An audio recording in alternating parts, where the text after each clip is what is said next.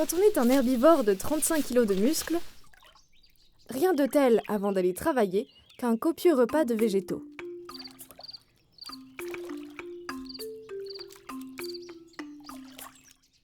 L'émail de ces incisives, qui poussent en continu, aussi tranchantes qu'une bonne hache, contiennent du fer qui le renforce, ce qui permet au castor de prélever les parts tendres des branches, tout comme d'abattre des arbres de plus d'1 mètre de diamètre.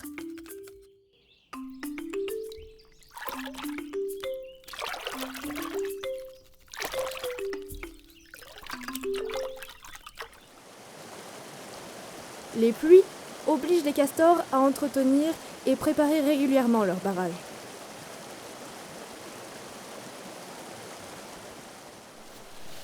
Pour ce juvénile, né l'an dernier, c'est l'occasion de mettre à l'épreuve ses compétences en ingénierie hydraulique, apprises aux côtés de ses parents.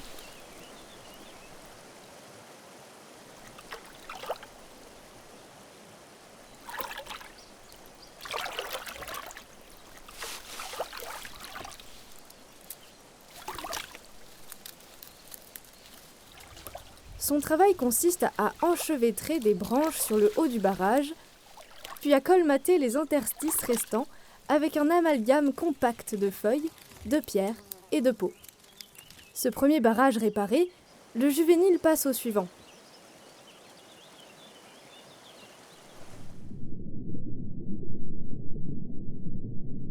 Doté de pattes palmées et d'une puissante queue qui lui sert autant de gouvernail que de propulseur, le castor est un nageur hors pair.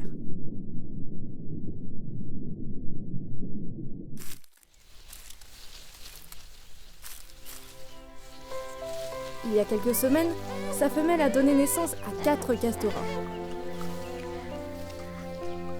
Quand elle allaite, lui et son juvénile se relaient à son chevet pour lui apporter de quoi manger.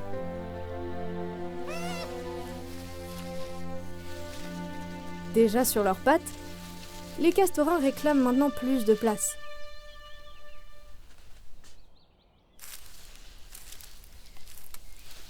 Soucieux de sa progéniture, le mâle s'exécute et réaménage patiemment l'intérieur du logis.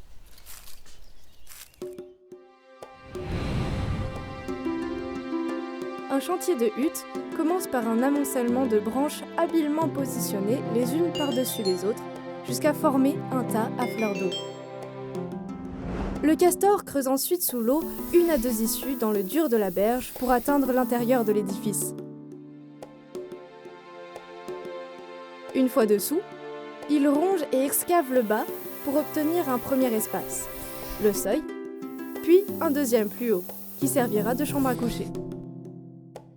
Le tout équipé d'une cheminée d'aération. De l'extérieur, il calfeutrera les trous avec de la boue, des feuilles, pour assurer à la hutte une parfaite étanchéité. Arc-boutée à la berge, telle une place forte à la Vauban, la hutte abrite le couple de castors unis pour la vie. Ainsi protégés des assaillants et des aléas du climat, ils enfanteront chaque année de 2 à 4 castorins, qui resteront 2 ans avant de partir fonder leur propre foyer.